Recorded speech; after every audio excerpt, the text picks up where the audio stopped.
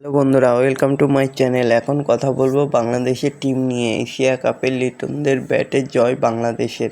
অধিনায়ক ফর্মে থাকলেও চিন্তার দলের বোলিং নিয়ে। জয় দিয়ে এশিয়া কাপ শুরু করলো বাংলাদেশ। আরও একবার জয়ের নায়ক লিটন দাস। অধিনায়কের অর্ধশত রানে হংকংকে হারালো বাংলাদেশ। তো বন্ধুরা, এরকমই সব খেলার খবর প্রতিনিয়ত জানতে হলে চ্যানেলটিকে অতি শীঘ্রই লাইক, কমেন্ট, সাবস্ক্রাইব করতে ভুলো না।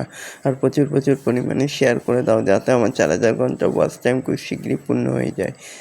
তো বন্ধুরা, আফগানিস্তানের সামনে যে হংকং উড়ে গিয়েছিল, তাদের হারাতেই ঘাম ঝরাতে হলো বাংলাদেশকে। একটা সময় মনে হচ্ছিল হংকংয়ের 1জন অভিজ্ঞ ক্রিকেটার থাকলে খেলার ছবিটা হয়তো অন্যরকম হতে পারত। অভিজ্ঞতায় মার খেলো তারা। অতিরিক্ত রানের খেসারত দিতে হলো তাদের। অধিনায়ক লিটন দাসের অর্ধশত রানে জিতল বাংলাদেশ। 14 বল বাকি থাকতেই বাংলাদেশ 7 উইকেটে ম্যাচ জিতলেও তাদের এই খেলায় মন ভরাবে না সমর্থকদের। বেশ কয়েকটি ক্ষেত্রে চিন্তা বাড়াবে।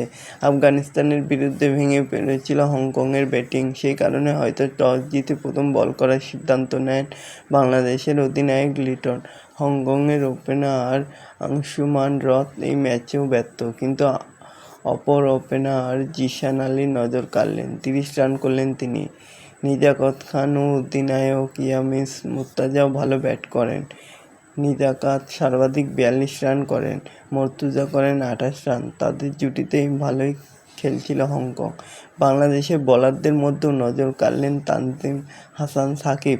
4 ওভারে 21 রান দিয়ে 2 উইকেট নেন তিনি। মোস্তাফিজুর রহমান উইকেট না পেলেও ভালো বল করেছেন। তাসকিন আহমেদ 2 উইকেট পেলেও রান দিয়েছেন।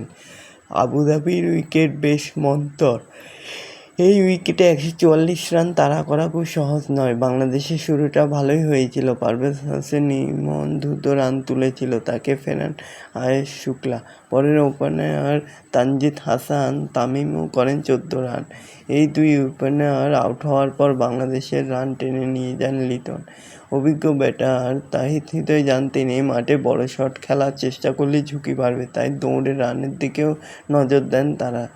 জরুরি রান রেট খুব বেশি না থাকায় সমস্যা হচ্ছিল না।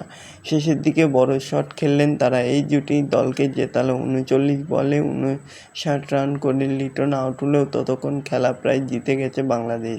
হৃদয় 35 রানে অপরাজিত থাকলেন। শেষ পর্যন্ত বাংলাদেশ জিতলেও রান রেটটা খুব একটা বাড়িয়ে রাখতে পারলেন না।